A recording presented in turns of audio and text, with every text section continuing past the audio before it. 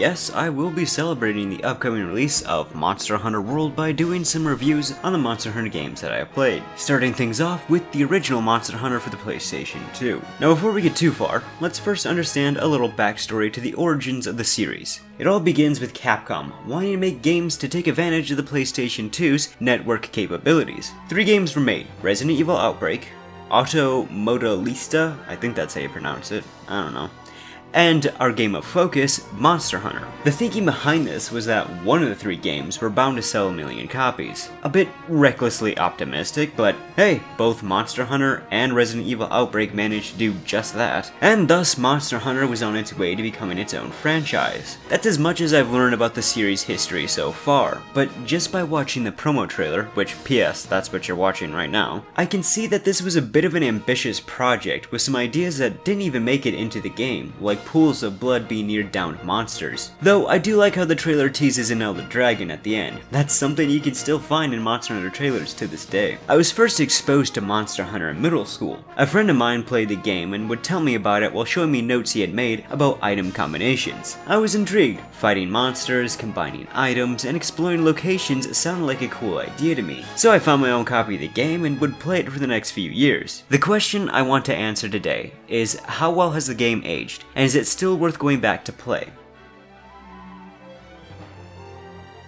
There really isn't a story to this game. You're just some newcomer to the village, and the elder helps you on your way to becoming a proper monster hunter. That's it. This is something I don't mind. The point of the game is to make you feel like you're now part of this world, so it works more as a way to introduce you to the world of Monster Hunter, though very slowly. Because of this, there aren't very memorable moments, and there really isn't much context to why you're doing these hunts. I mean, there is some, but it's kind of forgettable. So what exactly is Monster Hunter? Well, to be honest, it's pretty self-explanatory. You play as a hunter you get to make, hunt monsters, gather materials, and use these materials to make items, weapons, and armor. We'll take a look at these in a little more detail, but first, we should talk about the single player versus online. When you first start up the game, you get to choose which mode you want to play in. Though, with the servers being down, I haven't ever played the online mode, so we'll be taking a look at the single player. In the game, you will have a hub-like area being Kokoto Village. Here, you have a house where you can store items in the item box, change and manage your equipment, and save the game. There are 2 shopkeepers who will sell you different items. The traveling merchant will sell you things like hunter's notes and special items. Personally, I like the hunter's notes, as these give you a slight idea of the monsters in the game, and can give you some hints about them as well. Then we have the Armory and Blacksmith. At the Armory, you can buy weapons and armor. Though this is not the best place to shop since A, the equipment here is very expensive, and B, he has a very limited variety. Instead, you'll be spending most of your time with the blacksmith, who can make you new weapons and armor as well as upgrade your weapons, which is absolutely necessary. The issue here is that he won't do anything unless you have all the materials in your personal pouch, so even if you have enough iron ores in your item box, he won't upgrade that sword unless you're carrying them with you. It's annoying, but thankfully early gear doesn't use too many different materials. I should mention something that the game never brings up. That would be that by equipping your hunter with certain pieces of armor, they will get a special buff. For example, equipping the Velociprey Mail, Vambrace, and Greaves, you will become immune to stun. This is nice, but these benefits only work if you wear the right gear. Like, if you gave yourself a helm in that set, then you'd lose that buff, which is a little stupid. So, how do you know what kind of armor sets you should make? Well, the game won't tell you, and the only way I learned about this was through the Monster Hunter strategy guide. There are multiple different weapons you can choose from, like greatsword, sword and shield, lance, hammer, and crossbows. Plus, by upgrading certain sword and shields, they become dual blades. Each weapon plays a little differently from each other, with some focusing more on blocking, and others focusing more on small damage, but better evasion. Personally, I like lance the most in this game, but sword and shield is good too, though I'm not huge on slow weapons like greatsword and hammer. Then lastly, we have the village elder, who you need to talk to as he's the one who gives you the quests.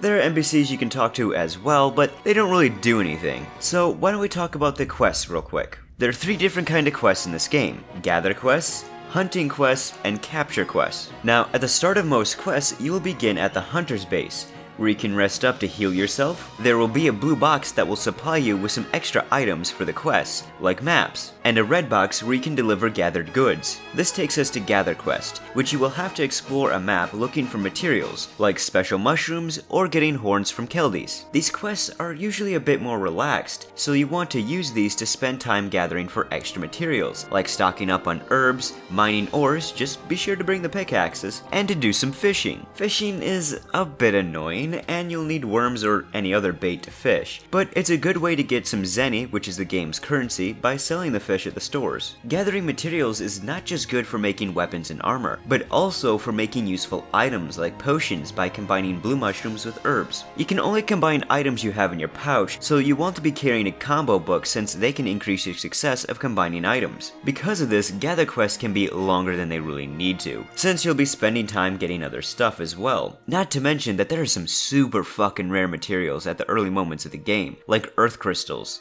which are going to be needed. Even honey is rare in this game. This might have something to do with how they made the game. You see, single player, you were given lesser item drops and rewards than if you were playing online, which really hurts the solo mode. Then we have egg quests, which are awful. In these gather quests, you have to transport an egg from one area to the base, while not being able to attack and having your movement restricted. They just suck so much. Not to mention that the first egg quest has you running past a Rathalos, which is one of the scariest moments I've ever experienced in the series. In hunting quests, you will either have to slay a certain amount of small monsters or hunt a large monster. Now we can finally talk about the main focus of the game, hunting large monsters. Hunting is all action-based, as you need to respond to a monster's movements and attacks to keep from getting hurt and attacking them when there's an opening. At the same time, you need to bring items to manage your character's health and weapon sharpness, as well as the antidotes and other status healing items for certain monsters, and items that can help make hunts easier, like paintballs for keeping track of the monster and sonic bombs. It's quite fun in concept, but there are a few things that suck about the combat in this game. First off, hitboxes are a bit off, like those goddamn hip checks, and second, some of the monsters hunt with tons of smaller monsters who will be chipping away at your health, messing up your strikes, and interrupting your healing. Both Fangos being the biggest offender of this. Healing, by the way, fucking sucks. You will almost always need to go to a different area to heal, since your character takes 3 seconds to heal thanks to an unnecessary flexing animation after taking a drink of a potion that leaves you wide open to attacks. It's god-awful. Plus, making well-done steak sucks ass too, thanks to a super tight timing to keep the meat from burning. There are at least some cool monsters to hunt in the game, like Rathian, Mombolus, Gravios, and Yenkutku, kinda. And some annoying monsters as well, like Kezu, Sephrodrome, and Gypsarus. With the Gypsarus being the hunt that ended it for me, due to how off balance this game is. What I mean is, my weapons would often bounce off of a monster despite being upgraded as high as I could get them. Not to mention, combat in this game is actually really limited. This is because you fight using the right analog stick, which seems to really limit your combos and attacks, as well as just being awkward to use. Because of this, the camera is rather shit, since you can only center it or move it around with the D-pad. Oh, and by the way, there's no lock-on, so have fun! Because there is no more online mode, you can't hunt certain monsters in the game, like Lao Shenglong, Fatalis, and Kirin, all of these being elder dragons, by the way. There are some other cool ideas when it comes to hunting monsters though, like breaking off body parts and chopping off the tail, and a monster limping away when they're getting weak. Capture quests will supply you with a trap and some tranq bombs, so you can capture a monster when it's limping away by having them fall into the trap and putting them to sleep. These kind of quests can be a bit tricky, since when a monster's low on health, it'll be limping, but not all monsters seem to limp right away and you accidentally kill them. But at least there aren't too many of these. Not to mention, this game starts off very slow. I get it's trying to introduce you to its concepts and all, but it takes forever to finally start hunting monsters. For the PlayStation 2, the game looks very good. First off, character models, while pretty simple, work pretty well and have some decent animations, especially when it comes to the greatsword. Your character's swings are so slow and weighted, it's done so well you can feel every impact yourself. There may not be a lot of variety of the maps that you can visit, but there is some great attention to detail here, and each of the areas in the map look a little different from each other. Then we have the stars of the game themselves, the monsters. To begin with, the level of detail on these monsters is great. As you can see, individual individual scales on some and the grooves of the skin of others. The monsters also have some nice animation that make them feel like real animals, like how they'll limp away when they're injured. Though you can tell that there are many monsters who are using the same base structure with small changes in their attacks. That and a few of the monsters look very similar, like the Gravios and Basarios. Then we get to the music, which I can't help but to love. The actual music tracks sound like well-orchestrated pieces that just pull me into the world even further. Not only is there great music in this game, but there's also ambient noises that help make you feel more like you're in a natural environment. It's a small detail that I quite enjoy. Basically, this game has a great fantasy soundtrack, and I would highly recommend people give it a listen to, even if some of the pieces of music are reused. So, would I recommend the original Monster Hunter?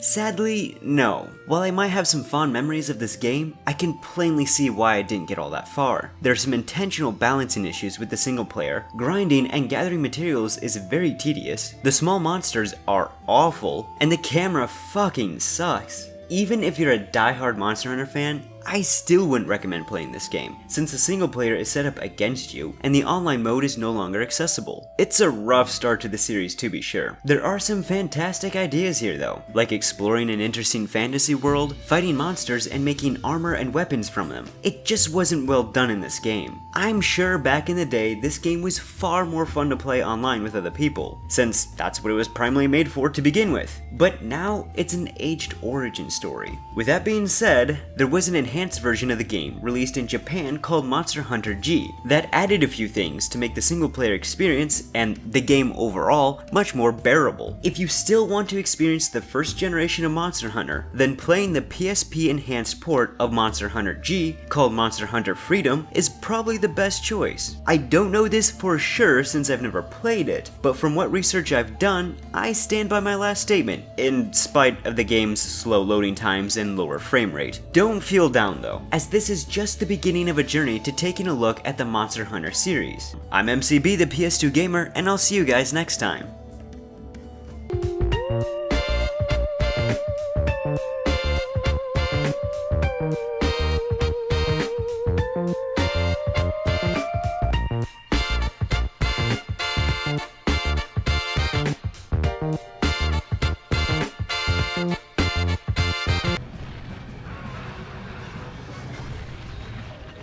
Fucking Fangos, Jesus Christ.